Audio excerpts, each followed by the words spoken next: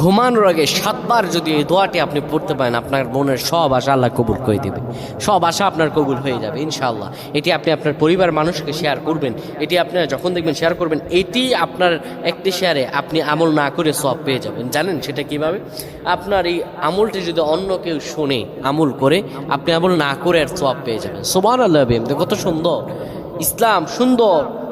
আপনি আমল মানুষের কাছে ছড়িয়ে দিবেন, মানুষের কাছে আমলগুলো শেয়ার করবেন, আল্লাহ তাআলা আপনাকে ফজিলত দান করে দেবে। প্রিয় ভাইরা আমার, অনেকে মনের মধ্যে অনেক আশা, অনেক ব্যথা, অনেক চিন্তা, অনেক চেতনা, কি করব, আপনি আল্লাহ আপনার শব্দ কবুল করে নেবেন।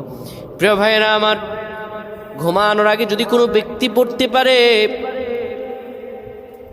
ঘুমানোর আগে উযু করার পরে 7 বার যদি পড়তে পারে, ইয়া রব্বানা ইয়া রব্বানা ইয়া রব্বানা, হে আমাদের রব, হে আমাদের রব, আল্লাহুম্মা গফিরলি।